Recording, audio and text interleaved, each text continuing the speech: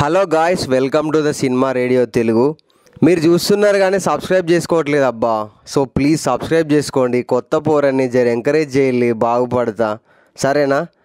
And ఇక రివ్యూలోకి వస్తే the greatness of all time, అదే ద గోట్ మూవీ చూసిన. దానికి ముందు ట్రైలర్ చూసిన, బట్ ఎందుకో పెద్దగా ఏం అనిపించలేదు. పాత పప్పునే ఫ్రిడ్జ్లో పెట్టి మళ్ళీ పోపు వేసుకొని పట్టుకొచ్చినట్టున్నది. అందుకే ఎక్స్పెక్టేషన్స్ ఏం పెట్టుకోకుండా ఎడ్డి ముఖం వేసుకొని పోయినా. కానీ సినిమా అయితే నాకు నచ్చలేదన్న. విజయ్ దళపతి అంటే నాకు కూడా ఇష్టమే, బట్ సినిమా అయితే బాగాలేదు. 3 గంటల సినిమా నన్ను మూడ్ ఆఫ్ చేసింది. నాకు డ్రింక్ హ్యాబిట్ పెద్దగా లేదు, కానీ వేరే వాళ్ళు అయితే అదే మూడ్లో ఒక హాఫ్ ఎత్తేస్తారనుకో ఇరిటేషన్లా. విజయ్ గారి దగ్గర నుండి ఇలాంటి సినిమా అయితే అస్సలు ఎక్స్పెక్ట్ చేయలే. డైలాగ్స్ సక్కర్లేవు, క్యారెక్టర్ డిజైన్ కూడా సక్కర్లేదు. లొకేషన్స్ సీన్స్ సంబంధం లేకుండా బడ్జెట్ ఉంది కాబట్టి న్యాయం చేద్దామన్నట్టు ఉంటాయి గంతే. ఆ గ్రీన్ స్క్రీన్ షాట్లు, గ్రాఫిక్స్ అయితే చాలా ఆర్టిఫిషియల్గా అనిపించింది, చూడలేకపోయాం అనుకో.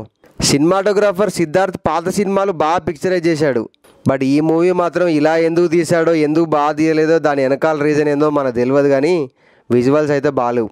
ఒక్క యాక్టర్ కూడా న్యాచురల్గా అనిపించాడు, అండ్ ఒక్క లొకేషన్ కూడా న్యాచురల్గా ఉండదు.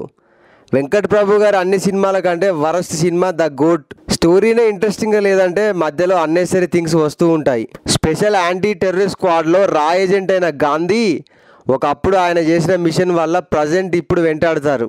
అది ఎవరు, ఎందుకు వెంటాడుతారు అన్నదే కథ. యాక్చువల్లీ ఈ సినిమా పర్లేదని కూడా చెప్పలేము. కొన్ని సీన్స్ అయినా బాగుంటాయేమో అంటే ఏదీ బాగాలేదు. అండ్ ఆ ట్రైలర్ చెప్తుంది సినిమా ఎలా ఉంటుందో అని.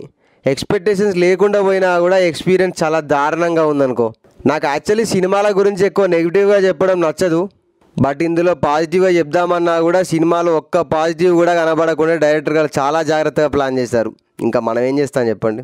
విజయ్ గారి సినిమాల్లో నాకు సర్కార్, తుపాకీ, విజిల్ అండ్ లాస్ట్ ఇయర్ వచ్చిన వారసుడి సినిమాలు కూడా మంచిగా అనిపించినాయి, బట్ ఈ సినిమా మాత్రం అంత గందరగోళంగా ఉంది. సాంగ్స్ కూడా ఏదో పెట్టాలి కాబట్టి లేని సందుల్లో ఇరికించి మరీ మీనాక్షిని పిలిచి ఇప్పుడు సాంగ్ వేసుకుందామని పిలిచి సాంగ్ వేసుకోవడం అన్నెసరీ థింగ్ అనిపించింది.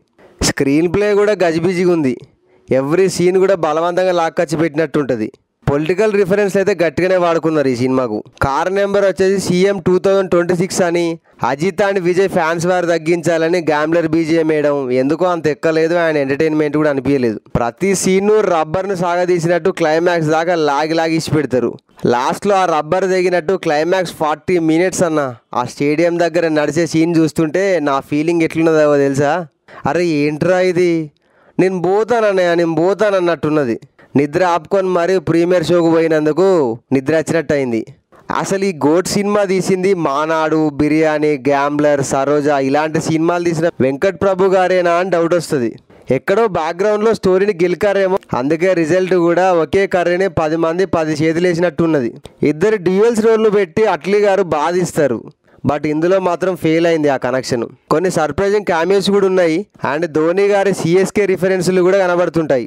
కొన్ని ఇయర్స్ బ్యాక్ విజయ్ గారు కమర్షియల్ సినిమాలే కాకుండా కంటెంట్ ఉన్న కమర్షియల్ సినిమాలు తీసేవారు, బట్ ఈ మధ్య పొలిటికల్కు వెళ్తున్నాడని ఉట్టి కమర్షియల్ సినిమాలు తీస్తున్నట్టు బయట గుసగుసలు ఎక్కువ నడుస్తున్నాయి. మరి ఎంతవరకు నిజమో తెలియదు. అండ్ ఆయన కంటెంట్ను పక్కన పెట్టి జస్ట్ పొలిటికల్కు రిలేటివ్గా డైలాగ్స్ను, సీన్స్ను యాడ్ చేసినట్టయితే మనకు కనబడుతుంది. ఫస్ట్ హాఫ్తో పోలిస్తే సెకండ్ హాఫ్ కొంచెం ఓకే అనిపిస్తుంది. అది కూడా సూపర్ అని కాదు, మన గొంతును పట్టుకొని వదిలేస్తే కొంచెం ఊపిరి తీసుకున్నట్టు ఉంటుంది. సినిమాలో మెయిన్ విజయ్ను పక్కన పెట్టి ఇంకో విజయ్ని బలవంతంగా హైలైట్ చేయడానికి ట్రై చేస్తారు సెకండ్ హాఫ్లో. అండ్ చాలా మూవీస్ రిఫరెన్స్తో తీసినట్టు డైరెక్ట్గా అర్థమైపోతుంటుంది. టైటిల్ కూడా the greatest of all time అని చెప్పి మన టైంని వేస్ట్ చేసిన ఫీలింగ్ అయితే వస్తుంది. బట్ విజయ్ గారిని మెచ్చుకోవాల్సిన విషయం ఏంటంటే ఆయన గ్రౌండ్ లెవెల్లో రియాలిటీని బాగా అర్థం చేసుకుంటారు. అందుకే కావచ్చు ఈ సినిమాకు ఎలాంటి ఈవెంట్ చేయలేదు. సో ఇది గాయ్స్ నా రివ్యూ. నాకైతే సినిమా నచ్చలేదు. ఒకవేళ మీరు ఆల్రెడీ సినిమా చూసుంటే మీకు ఎట్లా అనిపించిందో కింద కామెంట్లో రాయండి. అండ్ వినాయక చవితి వస్తుంది కదా, మంచిగా దేవుణ్ణి మొక్కండి అండ్ మంచిగా ఎంజాయ్ చేయండి. బట్ తాగి ఏం పిచ్చి పిచ్చి పనులు చేయకండి. ఎందుకంటే లాస్ట్ ఇయర్ ఒక వీడియో చూశాను, అందులో ఒక అతను డ్యాన్స్ చేస్తూ ట్రాక్టర్ ఎక్కి దూకేసరికి తల పగిలి అక్కడికక్కడే చనిపోయాడు. సో జాగ్రత్తగా ఉండండి. అండ్ మీ గలీలో గణేష్ను ఎన్ని ఫీట్లు పెడుతున్నారు, ఏ ఏరియాలో పెడతారో కామెంట్ కూడా చేయండి. అండ్ మీరు చూస్తున్నారు కానీ సబ్స్క్రైబ్ చేసుకోవట్లేదు. నా మరిన్ని అప్డేట్లు మీరు మిస్ అవ్వద్దంటే ఒక సబ్స్క్రైబ్ అయితే కొట్టుల్లి.